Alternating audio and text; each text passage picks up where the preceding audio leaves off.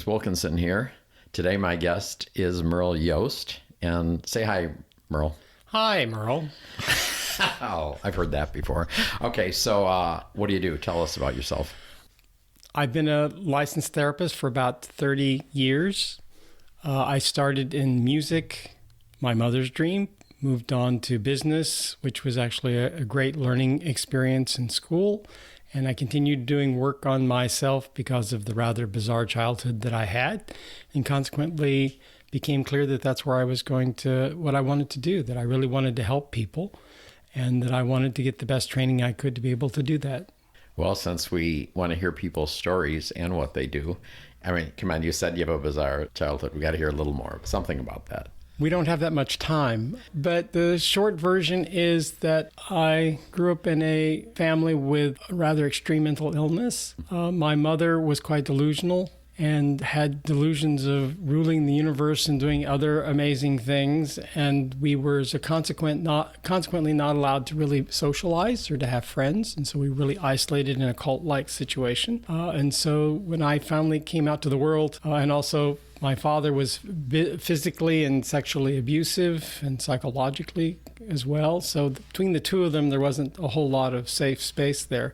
So when I finally discovered therapy, which I really had no idea existed later, it was such a revelation and was such a long healing process, 17 years of individual therapy plus all the other things that I did. It was just clear that this was what I wanted to do, and I really enjoyed doing it. And my experience is the people who often end up being the therapist who are the ones who had the most traumatic childhoods that they had to heal, because they have a belief, they know deep in their bones, one, how it happens, and two, that it can heal, and you don't have to be trapped in the trauma of your childhood. Was there a religious element in there?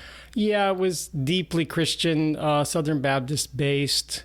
Though it went way beyond that. It was much, much bizarre. But all my early childhood was in Southern Baptist. And then when I eventually broke free and created my own life, and a lot of the influence from graduate school and my working through the New Age movement when I did the Course in Miracles and did this and did all these other things. And Buddhism was the one that spoke profoundly to me. And so that's where you are today? It's my primary path. I call myself a spiritual Buddhist. Because of my childhood, I think I'm allergic to religion. And in my own view, religion is about giving away your beliefs to someone else and them telling you what it should be, as opposed to a spiritual path is to seek that quest within yourself and your own journey to the divine and to find out what those answers are for you. And that has absolutely been my quest for at least the past 40 years, and it's been an amazing journey. Was there some catalyst that pointed you toward the Buddhism?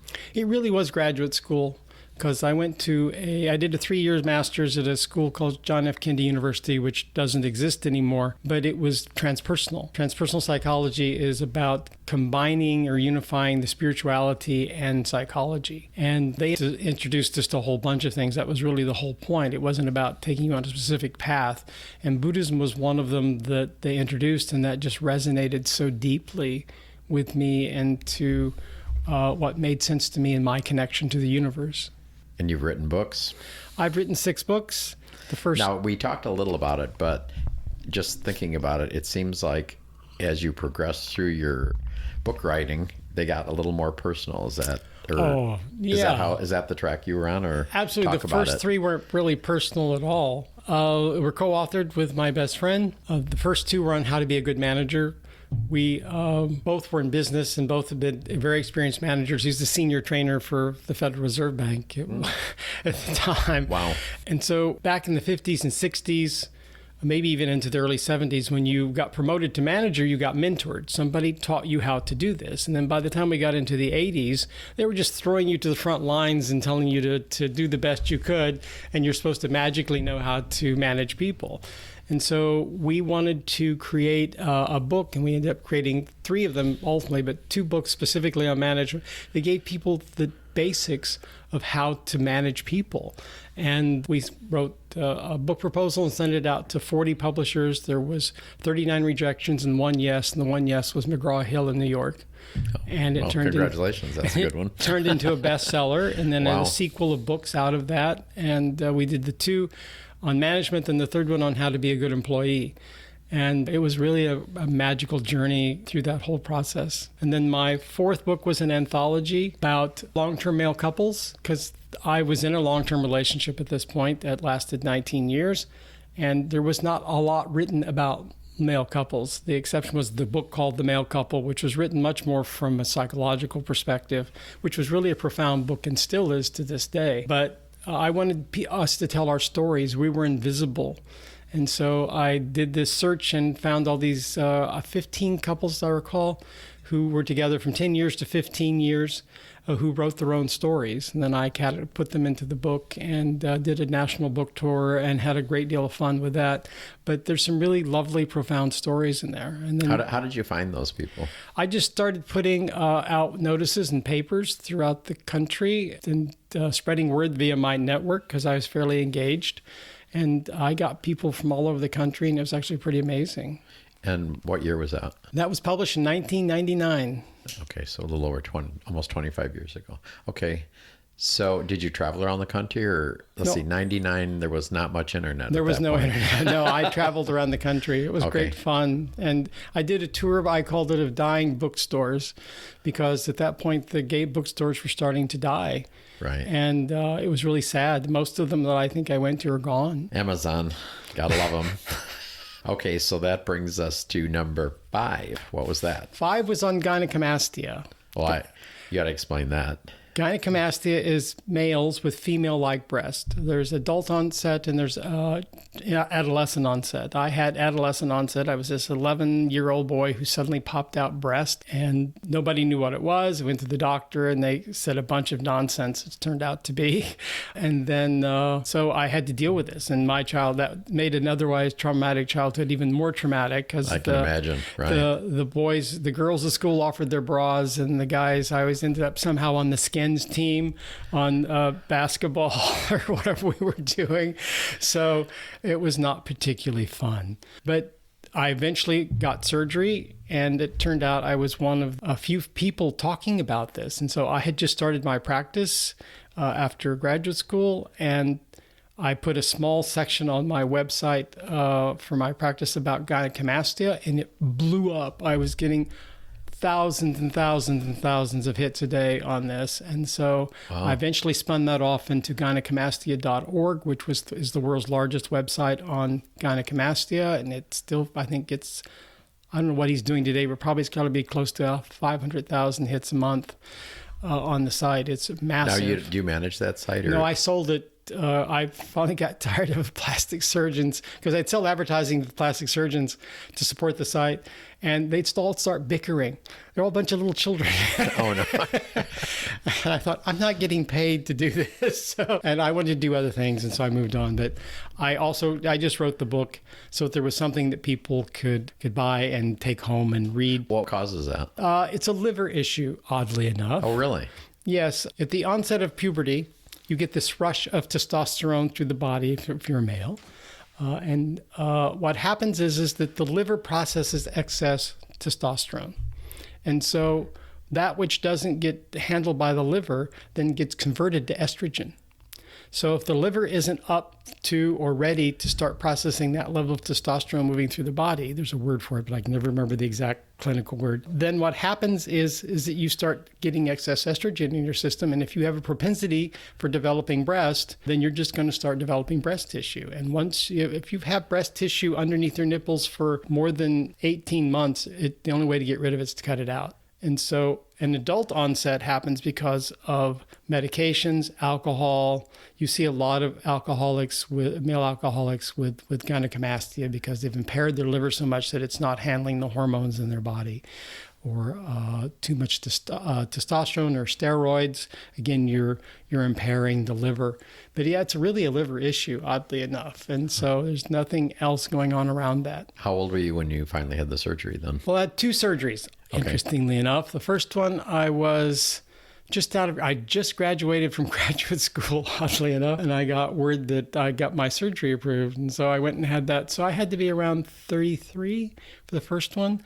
And then on 20% of cases, it comes back. And I had it come back. And so when I was about 50, something like that, I had the second surgery.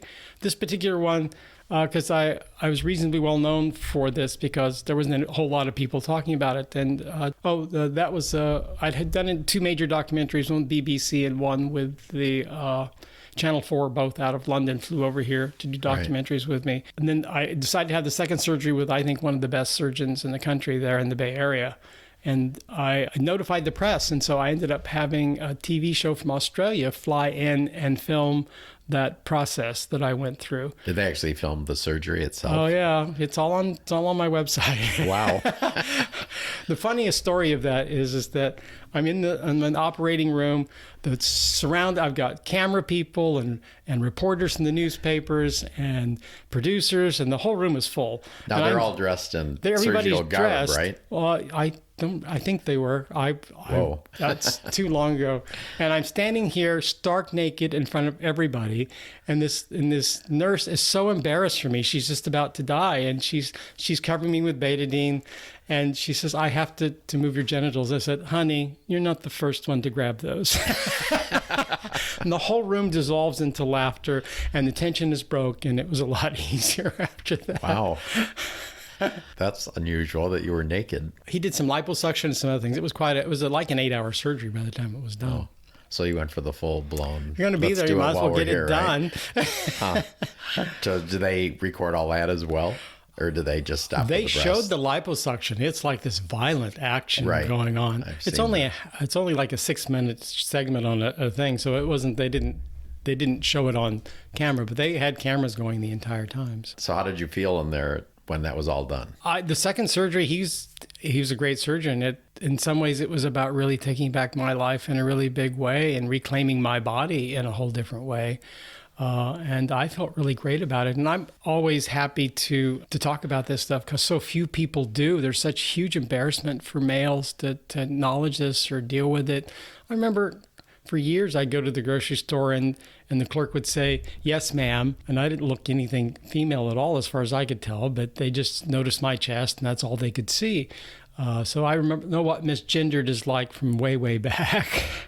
So between the ages of 11 and 33, when you had the first surgery, were you trying to hide the breasts or not? What were you doing with that? Well, I was really skinny. I was in a relationship. I don't know that I worried too much about it. I mean, I had so many other things going on. I was so dissociated from my childhood that I think I was kind of oblivious. So you were not in touch with your body then? No, not much. I was really, really severely dissociated. Okay, then it brings you to number 6.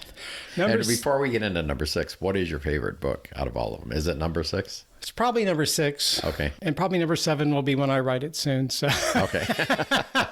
So you're liking them more, right? Well, yeah, you always fall in love with the book you're writing and you can't write it. I mean, It has a purpose and a meaning. That the first 3 were co-authored. The 4th one was an anthology. The 5th one was a fairly short book, but to the point. So this is the one that I poured my heart and soul into in so many ways. And the next one appears to be, it's going to be my autobiography. Okay. So that will be really putting it all out there. Right. And so tell my listeners the name of number 6. Number 6 is Facing the Truth of Your Life. Why did you write that? At the time, knew I was getting ready to leave private practice and change the course of my life for the next time. And it was my gift to other therapists, because what it will do is I really intended it for them to give clients so that it would give clients a really clear understanding of why they were in therapy and what they were supposed to be doing. Because I think therapists as a whole do a really bad job of educating clients about that. And a lot of people go in, don't understand what's going on and leave because they don't understand what the purpose of the process is or how the process works. And I talk a lot about that throughout the book. What are your favorite topics or chapters in that? Oh, there's so many. The fun ones for me are probably the to love or not to love myself, which is this whole national obsession or world obsession with self-love and my objection to it. The other one. So you've gotten some flack on that one, right? Oh, I get lots of flack on that one. Okay. And the other one I get lots of flack on, the 2 chapters I get beaten up the most about is one is called Redefining Forgiveness. I don't believe in forgiveness. I think it's a flawed concept. And that and people who are deeply religious just often go off the deep end. They can't handle looking at that from another perspective. All right, go back to number one and talk a little about that. Well, there's so much conversation and so much gibberish about self-love. It's like, oh, you don't love yourself enough. Well, good. The whole concept is flawed. Love is something we give to another or something that is given to us. And if we start slathering ourselves up with self-love, we're simply creating a barrier to keep somebody else's love coming to us. We can't take it in. And we need to feel loved by another. Love by ourselves doesn't really work. It doesn't accomplish anything. I think the task of the self is to accept yourself. I accept that I'm a pervert. Am I okay with being a pervert? Yes or no? If I am, fine. If I'm not, then what am I going to do about that? It's the same concept of 12-step. Because in order to deal with being an alcoholic, you first have to accept the fact that you're an alcoholic. Then you decide, well, is it okay that I'm going to drink myself to death, or am I actually going to do something about this and change my life? And that's where real change happens. That's where the possibility of something new emerges, and you actually take back your power as opposed to surrendering it to whatever this thing is that you think you aren't supposed to be. So why are people get on the self-love track? Because it's been preached so much by so many people. I mean, it's just part of the conversation out there, and it seems so easy. Accepting yourself is a much tougher path, but it's the real one that actually can bring real change. Self-love is just putting a little anesthetic on it so you don't feel it so much. It doesn't change anything. I see things visually a lot of times. So when you're talking about this, so I see acceptance as kind of clearing the house if you're a house. And then being able to love is having somebody move into it. Yes. Basically. Yeah. Yeah. And so plus, if you accept yourself, you're available for love, right. And you're available to give love because you like you. Right. And so many people can't give it because they're so lost in their own self-loathing that they don't think they have anything to give. So is it the general population that balks at all that, or is it other therapists? It's mostly women. Oh, really? Why is that, do you think? Well, I don't think men really think about self-love very much, but it's such a gospel with women, in the community of women, that it's almost such a sacred truth that don't you dare take away my self-love, because it sustains me.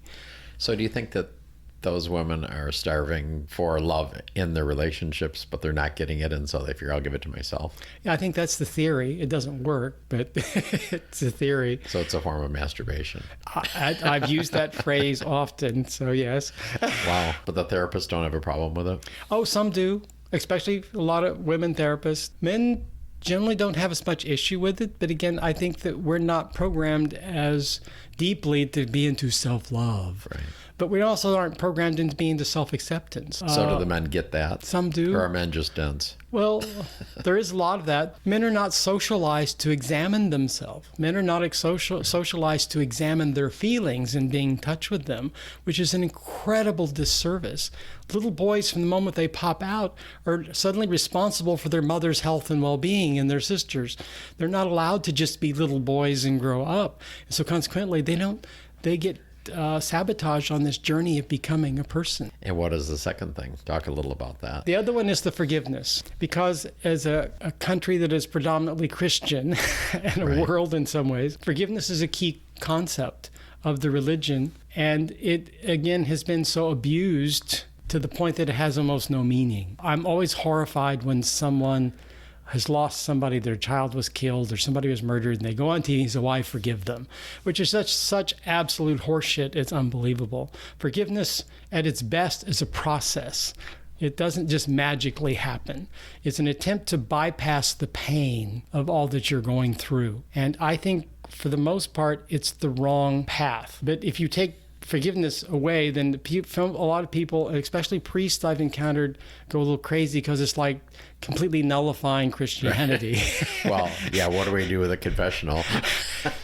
Well, I think confession can be good for the soul. It's the forgiveness part that I have an issue with. Do priests, I'm not Catholic, do they forgive people or not? I don't know. I think they do, actually. Okay. As my recollection is. So that you're eliminating part of their job, basically. Well, yeah, well, they're the conduit of God, they're Right. Christ to offer this forgiveness you make the confession and they give you forgiveness or give you repentance so that you get your forgiveness, and it makes for an interesting journey. The path that I think is more useful, and that it's the harder path, but it's the one to true healing, is to say and in the book, I differentiate from, he said something bad to me, so I forgive him for that, which is really silly and petty. But I'm talking about big hurts. Somebody killed your child. Somebody chopped off your arm. Somebody did something irreparably changes your life. Got it. And so that's what we're talking about, the really big hurts here.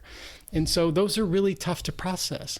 But the task is to take back all of the power that you're giving this person. I was sexually abused as a child. I had to take back all of the power that I gave my father, because as long as I waited for him to make amends, to admit that he did what he did, to do all those things, I'm just stuck out here in wounded land and nothing ever's going to change. And so I'm still giving away all of my power to this person to make me feel better. So your task is, if somebody has done something to you, is to stay with the anger, to go through it, to feel it, to express it, and to then take back all of your power, all of your need for them to be different or to do something different. Because as long as you need that from them, then you're never going to heal. Forgiveness in the dictionary is absolution. So if you offer somebody absolution for having killed you or your child or something, what are they going to learn from that? How do they gain from that? I think that your task by not giving them this absolution is to hold them accountable for them to actually to do their part of the healing. And their part of the healing is to offer an apology. You can decide whether to accept that apology or not, but their job is to offer that apology and to make amends. And the moment you offer them absolution, then there's no incentive for them to do that. It was interesting. I was in Puerto Vallarta, and I was reading a section of this book to the group of writers there. And this one guy just went absolutely nuts. You could tell that he had done some really horrible stuff, and he was dependent upon their forgiveness, not about his offering an apology. And it just completely freaked him out to think that he had a responsibility here, and that wasn't their job. It was his job to heal that. And I get that reaction occasionally. You can tell people who have really huge amounts of guilt for something they've done, but not taken any action to clean that up. But that's where real healing comes. And the real path, obviously, is reconciliation, where both people go through a process of finding the humanity in the other person. But most people aren't going to take that time or go to that effort. And so it's great if they do, but this is the clearer path so that you take care of yourself and don't depend upon somebody else to make you feel better. There's something to think about. Well, you as a former minister, how does this hit you? Stuff's bouncing around there.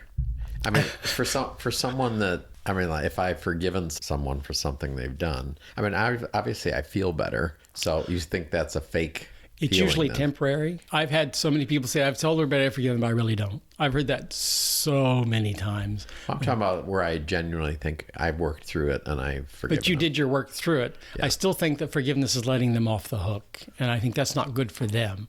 I mean, if you've worked through it, that's however you do the end of that, that's fine. As if that's part of what letting go for you is. I don't really have an objection to that. But most people try to use it as a bypass to not feel and go through the pain. Right. I just got your book yesterday, so I didn't have a chance to read it, of course. I read some of it. But talk about being a victim. What do you think about all that? You mentioned that in there. You got a chapter on it. I think it's our illness. I think we're a victim culture. And it's particularly bad at the moment. You have the left claiming to be a victim. You have the right claiming to be a victim of the left being a victim. Right. And everybody's a victim. And there's no real dialogue or understanding about what that is and who's really being victimized and what that actually means. And so we've turned the slightest thing into being victimized.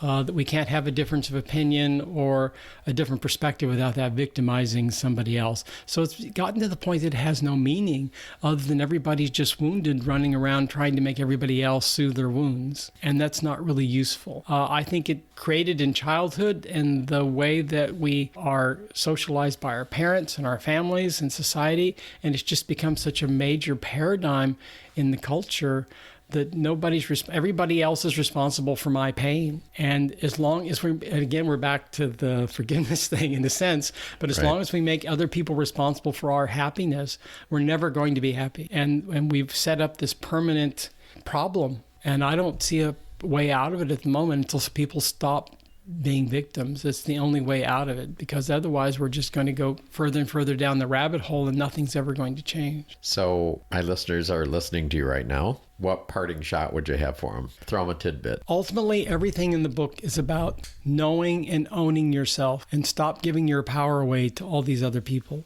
to do your healing. Most people don't give a shit about you. They're so lost in their own universe that they really can't see you.